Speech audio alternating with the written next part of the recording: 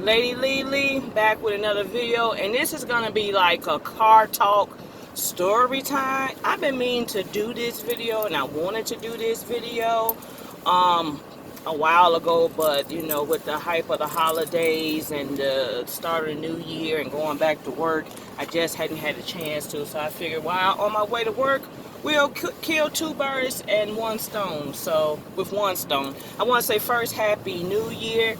We have arrived to 2020. They said this is the year of the vision. And as we focus on doing new things in 2020, we have entered a new decade. So the goal is not only to make this year, but your next 10 years, your best 10 years of your life. So this is almost like a 2019 review. I had mentioned in a prior video that I was kind of not into the holidays as I normally have in the past. I mean, it's just like, certain things, it's just tradition and proper protocol that you have always done, or events you always have attended. So I put up my tree, I did my decorations, I did all that good stuff because, that's what you just normally do, right? So anyway,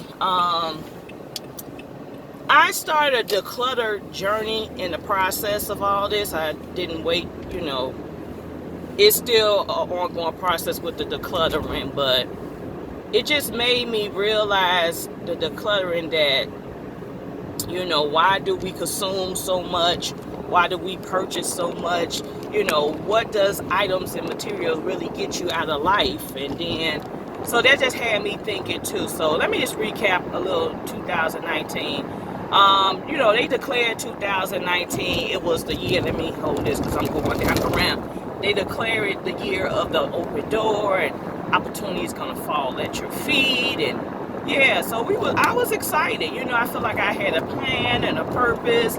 I had wrote my goals out. I had did my burning bowl letter. Come on with y'all slow selves. God. I did my burning bowl letter. I had, my goals. I didn't do a vision board. That's one thing I noticed I did not do, was a vision board, in which I kind of regret not doing it. And I was ready to go, and I felt like, I had a plan, and I thought things was like, on track, but I just felt like, something happened in July. I felt like there was a shift in the atmosphere. I felt like, that was, usually the second half of the year where you pick up and you go harder to paint. But for me, I felt like that was, a little downfall. So, my money got a little funny. The expenses on the bills got tighter. I had committed to 2 trips, and now I'm obligated to pay for them. The little extras I did have, they were depleted. So, yeah, around about my birthday, I go into reflection mode and prayer, and I say, you know what, I can't change my past. I'm not going to dwell on what I have. I'm going to focus on what I do have. I'm not going to go into panic mode, ladies, because I was turning 30. I'm turned 39. I'm just going to let the chips fall where they may and trust God and his timing on things. So that was great, right? Throughout the year, I'm going to be honest, I were looking at new opportunities for jobs. I was interviewing. Thought I had a couple of bites, and I didn't, let's just say I went on quite a few interviews and got no offers. I was like, the second in line, the third in line, or whatnot. So that was kind of disheartening. And I think for me, the straw that broke the camel's back was this last interview I went on, and this was a place I really wanted to work, and I've been talking about that for years. I would love to work at this particular place, and the salary was decent. I said, oh yeah, I could really come over here and thrive, and it's like it's such a warm and positive work environment. And yeah, so got to round 2. They had 3 rounds, didn't make it to the 3rd round, and felt like that was the nail that broke the coffin. And I felt like, I don't know, I questioned my faith a little bit, because I was like, okay, I done everything. I thought I did everything that I supposed to do. You know what I'm saying? It's like I prayed and I manifest and I, took, advice from people, going back out here and, in the job market for interviews and, brush up the resume, practice interviewing. I felt like I, did all the follow-ups and the correspondence and the proper protocols and I was just like nothing. And then when I sat down, I felt like, okay, what the heck did I accomplish in 2019? Because it's like, everything just was stagnant, standstill, or non-existent. And when I was talking to my friend, I just felt like, I'm like, now we're right back at, okay, these are the goals again, but these were the same goals in 19, these were the same goals in 18, and it probably was the same goals in 17. So the thing is, why are we not progressing? What is it that's holding us back? That's why we need to put the play in motion, as they say for sports. We need to put the play in motion. So that just made me, question my faith a little bit. And I know that it's wrong, and it's like, well, Lisa, you go to church, you really believe in God, and you're really a woman of faith. But I found myself questioning my faith, and as I was talking to people, it just shows a part that you're human. It's not that I stopped trusting God, but I'm just like, God, what are you trying to tell me? Are you trying to tell me I'm focusing on the wrong things? Are you telling me it's something that I need to not do? Is there some things or people I need to get rid of? Because God has the ability to turn a burden into the blessing. And sometimes God has to do things to catch your attention. He has to shake you. And so that kind of led to the whole decluttering process. Because I said, how could God give me more or open me up to new, and I'm cluttered? So that kind of led me to my decluttering process. And ladies and gentlemen, I'm going through stuff. When I tell you I don't need, and I'll just be honest, like, my closets were kind of bad. Not kind of bad, they were bad. It was bad when you can't see the floor in your closet because it's just filled with stuff and unorganized and unstructured. That's a problem. And I had a couple of closets like that. My bedroom closet, my hallway closet.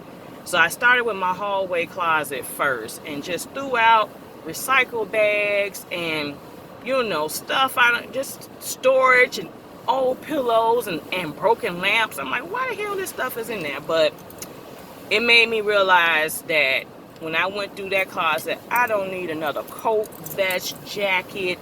I got like 8 sorority jackets / clothes. I'm like, I don't need nothing. So I got to see, I found like a blanket and a fleece blanket I didn't know I had. Like, I could have been using this. I got to, I found all my holiday pillows that I didn't put out last year or thought didn't know where they was at because they was buried in the back of the closet. It's just too lazy. So it's nice to, put my coat up in the hallway closet and see if it's structured. So I don't need a hat, a glove, nothing. I don't need nothing. So I move on for there. I go through my office, my boxes and stuff from school supplies. Not a pen, not a journal. I don't need. When I tell you I don't need nothing, honey child, I don't need nothing. When I tell you I don't need it. So it's just me decluttering, moving out, got rid of some purses, trying to sell some purses. So if you're interested, hit me up if you ladies want to see what purses I had to offer. The 2 purses I had, I did a YouTube video on. Both of those are sold. They're sold. But yeah, I still got purses. So I gave some purses away. I sold a couple of purses. And yeah. So just trying to move through life. And then I asked myself this question. What have this stuff got me to? I mean, what did I really accomplish with this stuff besides clutter? Did it get me closer to God? Did it instill some peace and happiness? Did it put some satisfaction maybe for a second? But then I asked myself another question. What has it kept me from doing? And you answer those questions. It kept you from living a better financial stability, stable life. It kept you from traveling. It kept you from doing some of the things you want to do. It kept you from blessing others when you had the opportunity to be a blessing. So that made me realize that was my first step there. So I've been really decluttering, getting rid of stuff, throwing out old things, just having clothes around that you ain't worn in years. I got a suit from like 13 years ago, 14 years ago. I can't fit it. I done gained weight. So why I'm keeping it? I could get that to a non-for-profit that's helping address women, or maybe give it to a student at the college and that might need a suit for interviewing. Why I'm holding on to it? So it's just things like that. The decluttering process is really making me stop and really analyze some things. And having new in the life doesn't necessarily mean new things. It could be new opportunities, just new visions, new days, new mercies. So when I talk about the declutter for new things, it's not for me to go back and get new things in my life. It also, new physical items, and also, now, lady, I can't. Now, how you do this? You blocking the whole.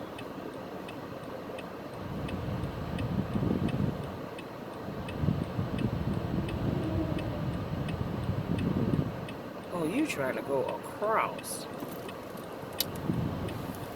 Lord have mercy. Because you got people honking at me and they see I'm trying to get in there. So anyway,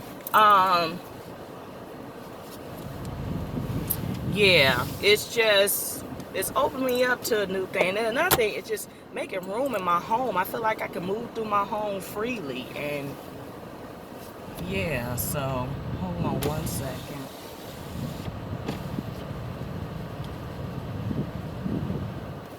So yeah, it's just making me able to move through my house. And I feel like, Coming down if I can help. Yes, can I have a number one? Instead of coffee, can I have a large Coke? And then also, I want to add $5 to a gift card. You have the gift card, or you want a gift card? I have a gift card. Okay, so just reload $5. Anything else, ma'am? That's it. 1074. Thank you. So yeah, that's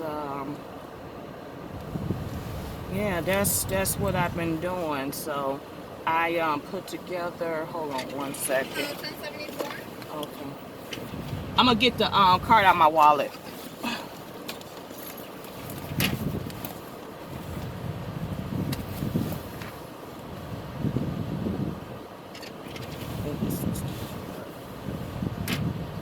So that's what I've been doing. I been trying to clutter, and I did set myself up with I call it 12 goals or 12 steps I want to accomplish in 2020.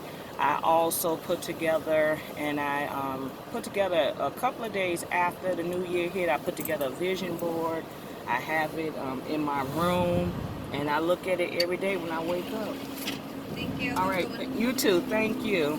I look at it every day when I get up, so that's my motivation, and it just really gotta physically. Yes, can I have a strawberry jelly? Thank you. That's it. So yeah, I did my vision board. So I feel like we just gotta put our work into motion. And like I said, I think what it was. God said you're not focusing on the right things. Sometimes God got to do, and I'm gonna say it again, and I just heard this several times over. Sometimes God has to do drastic things in your life to get your attention.